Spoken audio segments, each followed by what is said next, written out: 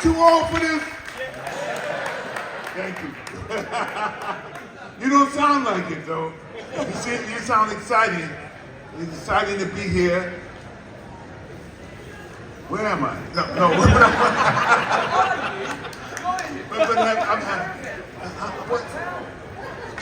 I said that. All right. Let me go. Come back.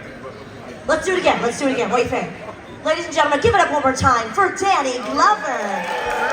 All the way in the UK for our first ever event, Comic Con Yorkshire. Mr. Glover, how have you been enjoying Harrogate so far?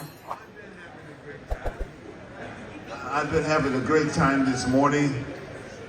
I've been here 2 hours, and you guys talk so much, I only got 2 autographs signed. So, no, I'm kidding. I mean, but it's been fun. You know what's so fascinating is the fact that you're young at heart. You know, I mean, you've seen the movies, you've come here, you're having fun yourself, and that makes it. I'm happy for that. I'm happy that you're having fun, and I can add a little bit to that joy. And thank you very much. Thank you for being here today. You could be doing some other things, but you came to the old people's home right here and celebrate. It made the old man feel good. Okay, all right then. So I'm not too old for this yet.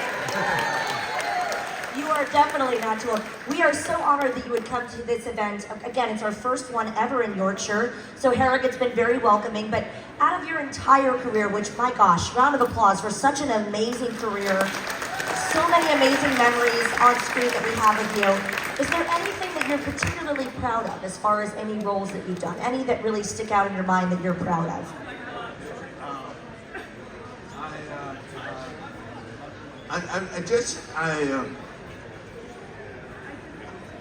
I'm really happy that my grandparents, or both my grandparents lived to be 99 years old. So when I come to a small rural farm where my mother was raised, she left that farm and went on with life and a great life. And I'm so, in some sense, my grandparents' response to it, and my grandmother and my grandmother and grandfather, they didn't know exactly what it meant that their grandson did movies, you know, because when I was doing Places in the Heart, which is my favorite film with Sally Fields, my work was actually for my mother, and so my grandparents, when they saw the movie, the first thing my grandfather said was, "Boy, what you know about picking cotton?" And I said, "I don't know anything, but I don't have to know everything about picking cotton. I can watch you, and there's an encyclopedia on picking cotton, you know." So, and he, that's the first thing in response, in real time, you know. And then my grandmother, when she saw The Color Purple, she said, "I'm gonna get a switch after that boy." You know what a switch is? I do. Oh yeah. You know what? You've been here with a switch before. Southern mother. I'm gonna get a switch after that boy treating that woman like that. And she was serious.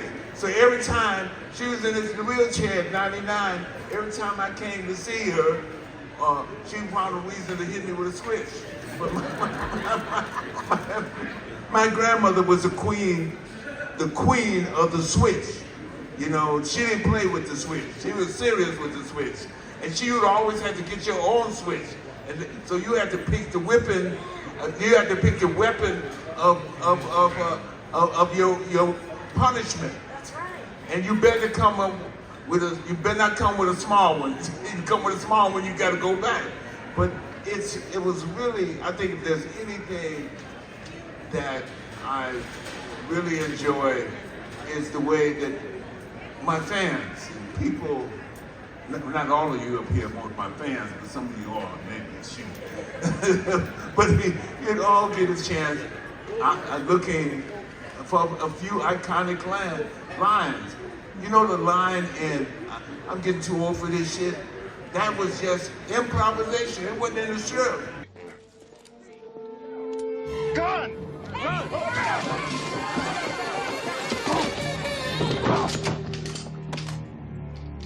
Raj, meet your new partner.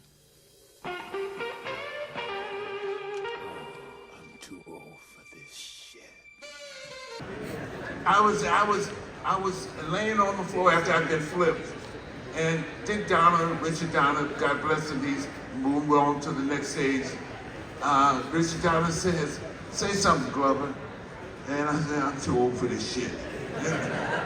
You know, it just comes like that, in a sense. And then it becomes the iconic line, one of the iconic lines of a really special franchise. And thank you again, once again, many more. And those of you who got your grandchildren, training them right, go see Lethal Weapon. That's right. Definitely go see Lethal Weapon. I'm so glad that you mentioned The Color Purple, one of my personal favorites, which has now been turned into a musical.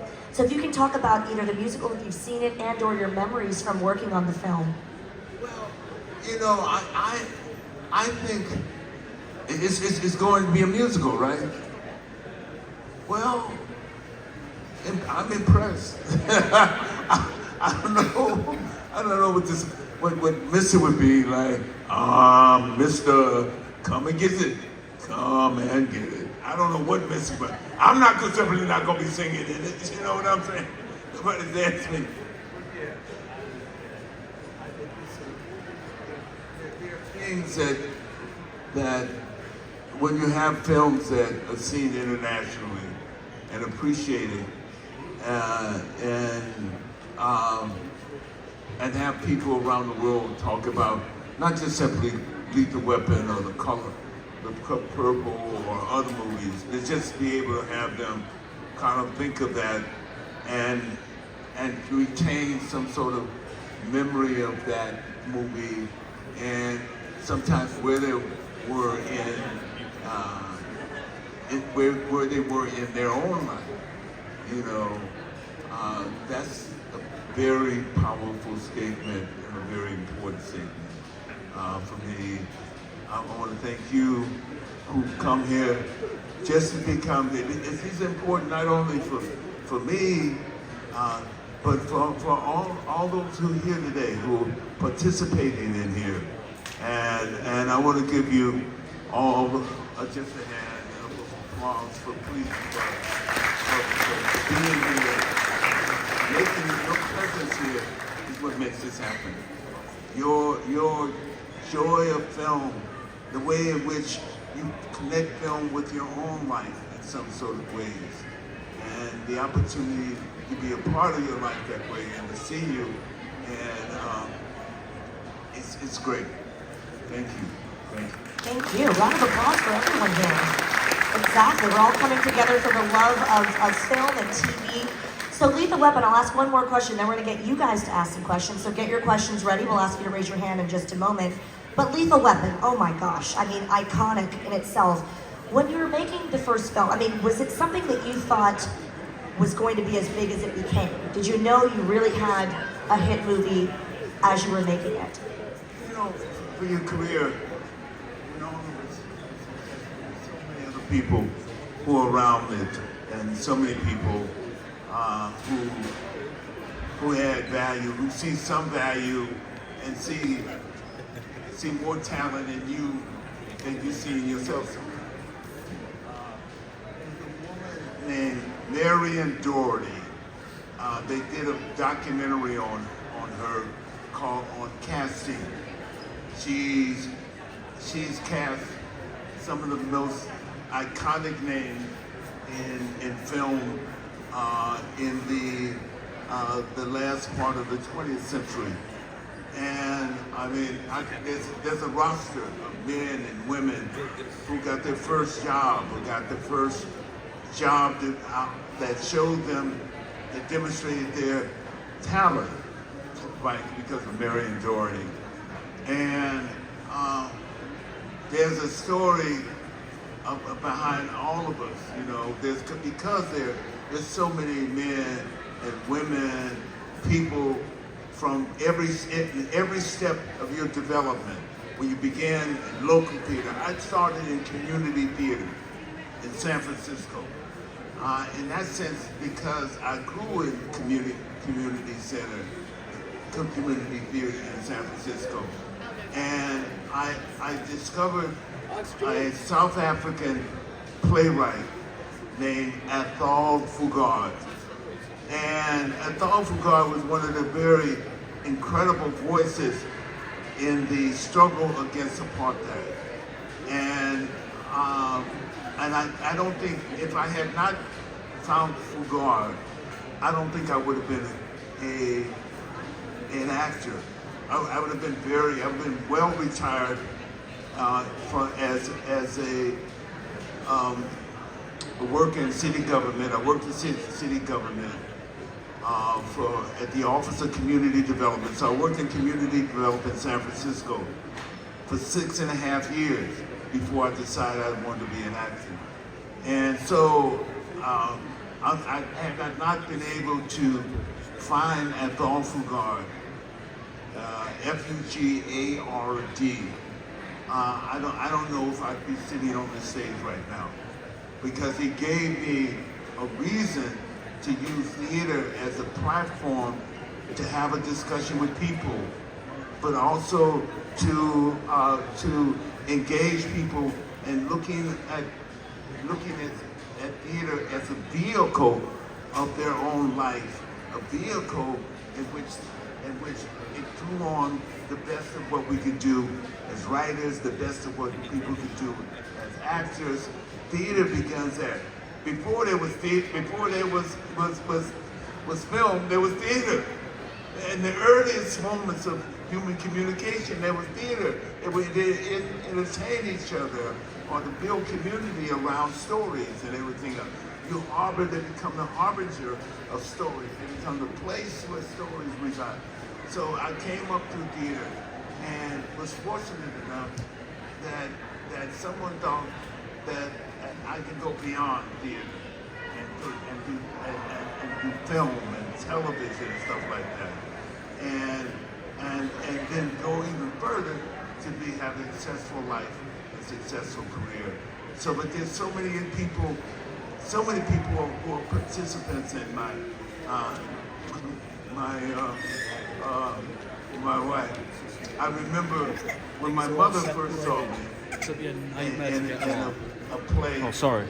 My mother first saw me in a play, a small play, a production of a great play called Of Mice and Men by John Steinbeck. And I was playing Lenny, the slow one. And I remember my mother came in an audience in local theater, the Palo Alto Community Theater. And she looked around the room when I came into the audience. Nobody was in the room but her in the theater. And she says, she leaned over to me and she said, "Son, the people said you can act." That was so precious, my mom. She listened to all the noise, all the chatter after or during the play. And that became her anthem. And they say, and before they would say, "Well, what has he done?" Because I hadn't done anything. She said, "He hasn't done anything yet, but one day he's going to do something important." And I believe my dear, incredible mother would think that this moment that I'm with you is something important.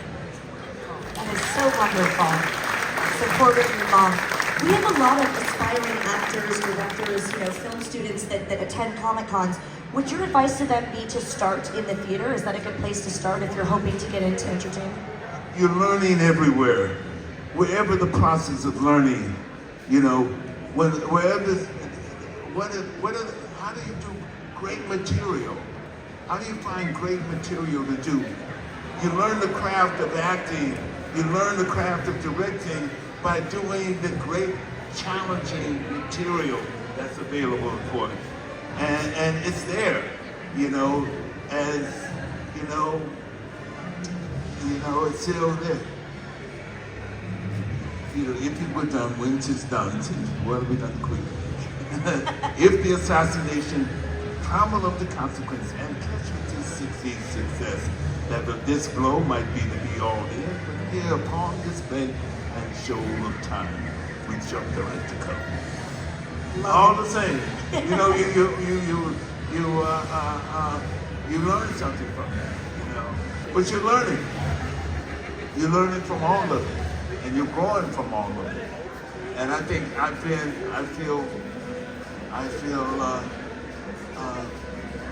feel fortunate to be able to work with good material, have it come my way, be challenged by the material, to grow by the material, and lead me on to other material with other challenges as well. We're so honored to be learning from you here today. And I know the fans, I could sit up here and fangirl all day, and of course I could. But we have Karis in the audience here. Say hello to Karis, everybody. She has the microphone, so if you guys have a question, just raise your hand. We've got one there in the front row. We'll start with you, sir. Feel free to introduce yourself as well. Hello, Danny. My name is Andrew. I'm the head teacher of a school for children that have been kicked out of school, they've been excluded. And tomorrow morning I have to do an assembly where I'm going to talk to them to inspire them. What message could I give them from you to say, you know, this is what life's about, and more importantly, make me look really cool? I'm not hearing everything. Could you? He's teaching a class tomorrow to kids, and he wants something cool from you to say to them for inspiration. He wants to look cool, and he wants to inspire the kids tomorrow morning. I congratulate you, first of all, the work that you're doing. I love the word teacher in itself. My mother was a teacher. My sister was a fourth grade teacher. You know, the idea that you can inspire so many people and continue to inspire. And I remember my teacher. I remember my math teacher, Miss Lumber, when I was in the third grade, fourth grade, who realized that I had a difficulty reading, that I'm dyslexic. But she realized that I had this capacity to do math.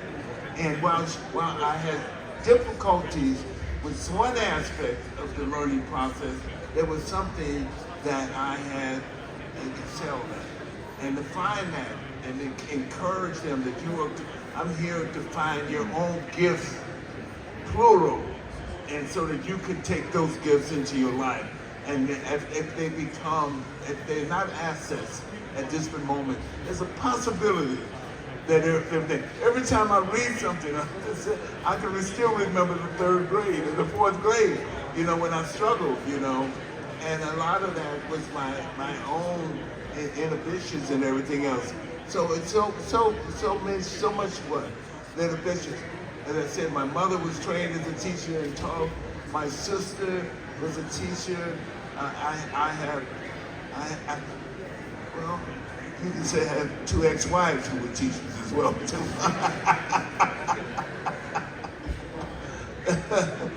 That wasn't funny. No, okay, no, that's not because of them. That could be more because of me. Thank you. Thank you.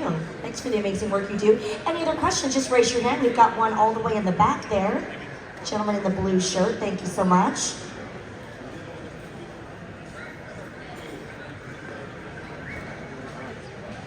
Oh, he's got a very fancy t-shirt starring you. Look at that, Mr. Glover. Thank you. Like you, Mr. Glover, I am definitely too old for this shit. Welcome to our fair land, first and foremost. When you embody the parts that you play, you've done heroes, you've played the villain on occasion. How do you find the focus to become either the hero of that story or the villain? What's different about how you approach the acting role? Well, it's how you. I mean, if it's a great script or great play, you don't think about the idea of them judging them and being good or bad. The whole idea around the art of acting, I believe in character development, is trying to determine what does that character want? What do they want? And in the placement of that dynamic, in the assumptions of those dynamics, you find the course of action through which the journey in which the character gets to where he gets. If that makes sense, and sometimes I'm going for where the character I need to get. I'm trying to find out what are the needs of the character, not judging him in that sense. I mean, if someone says, if you take Mr. in The Color Purple, first thing that people hated Mr. in The Color Purple and considered him and had their judgment about who Mr. was in The Color Purple. But kind of, Mr. wants something. What did he need? It could say, Mr. needed to be loved. I can make that as a choice. The feeling of love, a being of love. Mr. felt like he would want to express his own sense of love in something. And the difficulty with that, or the challenge is around that, which is what gives us the story and the journey that Mr. goes on in the relation of the material in the play. So I don't judge the character.